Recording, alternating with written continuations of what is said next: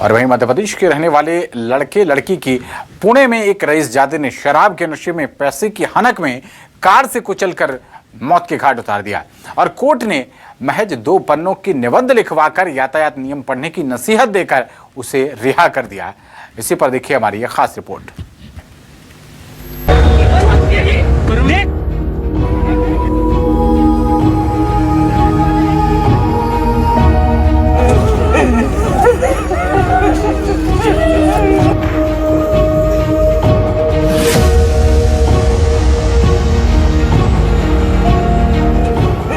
इस माँ की आंखों के आंसू देखिए, इनकी आंखों के आंसू देखकर पत्थर भी पिघल जाए। इस माँ ने अपनी जवान बेटी को इस रईसजादे की पैसों की हनक के कारण खो दिया।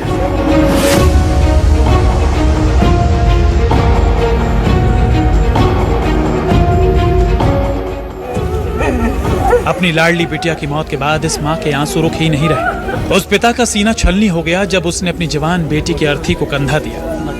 देख सकते हैं कि पूना में हिट एंड रन के बाद जो है वो बच्ची का शरीर जो है पार्थिव शरीर कल जबलपुर लाया गया था बाई रोड पूना से। आज जो है वो अंतिम संस्कार किया जा रहा है। हम पहुंचे हुए हैं गौरी घाट के मुक्तिधाम नर्मदा नदी किनारे। आप देखिए यहाँ पर जो है वो बच्ची का अंतिम संस्कार यहाँ पर किया गया। सारे परिवार के लोग, उनके पिताजी, उनके भाई ने जो है, बड़े भाई ने उनको मुखाग्नि दी है। अपने सपनों को पूरा करने के लिए अश्वनी कोष्टा अपने घर से दूर 2 सालों से पुणे में जॉब कर रही थी। सॉफ्टवेयर कंपनी में मेहनत लगन से काम कर रही थी। अपने घर में सबकी चहेती थी।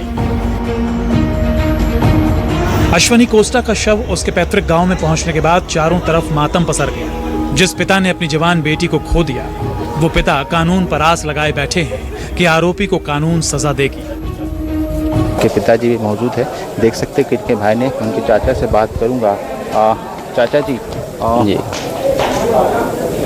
अंतिम संस्कार हो गया, जैसे कल भी बातचीत हो रही थी, क्या आघात तो पहुंचा है परिवार को? इस आघात को हम लोग बर्दाश्त नहीं कर पा रहे हैं। बहुत ही दुखद घटना हो गई है। लड़ाई की बात कर रहे थे, मुंबई पुलिस ने FIR कर ली है, आरोपी के पिता को भी गिरफ्तार कर लिया है। आप कुछ स्टेप एक उठा है, संतुष्ट है इससे? हाँ, पुलिस अपनी कार्रवाई, जो कानूनन कार्रवाई होना चाहिए उससे प्रशासन अपनी कार्रवाई कर रहा है, पुलिस प्रशासन। हाँ। जो लड़ाई की आप बात कर रहे थे, क्या वो जारी रहेगी? नहीं, पुलिस प्रशासन तो मतलब पूरा अपन को सपोर्ट कर रहा, मतलब जो घटना हुई है उसके विरुद्ध कार्रवाई जो होना चाहिए, न्यायिक कार्रवाई। आपने सुना, जिस पिता ने अपनी बेटी को खो दिया है वो कानून पर इंसाफ के लिए आस लगाए बैठे हैं। Pune hit and run case में सिस्टम पर लगातार सवाल उठ रहे हैं, और उठे भी क्यों ना, जब पैसे की हनक में करोड़ों की कार पर सवार रईसजादे ने बाइक सवार अश्वनी कोष्टा और उसके साथी अश्वनी अवधिया को चींटी की तरह मसल दिया और उस आरोपी रईसजादे यानी बिल्डर पिता के शहजादे को कोर्ट ने नाबालिग बताते हुए सिर्फ 15 घंटे में जमानत दे दी। 2 लोगों की जान के बदले कोर्ट ने आरोपी से 300 शब्दों का निबंध लिखवाया। साथ ही 15 दिनों में यातायात नियम पढ़ने की नसीहत देकर रिहा कर दिया। उस केस में हम डिस्ट्रिक्ट कोर्ट में हमने अपील किया है और आज हम उस पे सुनवाई होगी, ऐसा हमें लगता है। कहने का मतलब है कि जो हमारी एप्लीकेशन संडे को जो हमने लोअर कोर्ट में मूव की थी कि ये केस एक अत्यंत हीनस और ग्रीवियस केस है और इसमें आरोपी जुवेनाइल जो है इसको एडल्ट की तरह ट्राई किया जाए, जो कि लॉ में प्रावधान है। उसकी एप्लीकेशन को जो लोअर कोर्ट ने डिसअलाउ किया था, उसके विरुद्ध हम अपील में गए हैं और हमें विश्वास है कि उसमें हमें फेवरेबल ऑर्डर मिलेगा। जो दूसरा केस दाखिल हुआ था फादर पे और पब्स के मैनेजर्स और मैनेजमेंट पे, उसमें टोटल 5 लोगों के विरुद्ध वो गुना दाखिल हुआ था। 3 आरोपियों को कल अरेस्ट किया गया था, उनको आज कोर्ट में प्रोड्यूस किया जाएगा।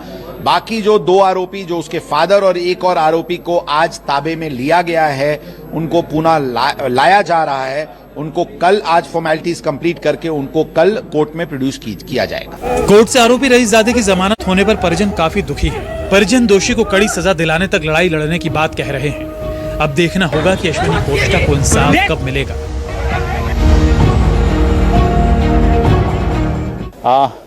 जस्टिस फॉर जबलपुर की लड़की के लिए जो है वो लड़ाई शुरू हो चुकी है। जबलपुर से न्यूज़ 24 मध्य प्रदेश छत्तीसगढ़ के लिए कैमरामैन अखिलेश के साथ कुमार इंदर।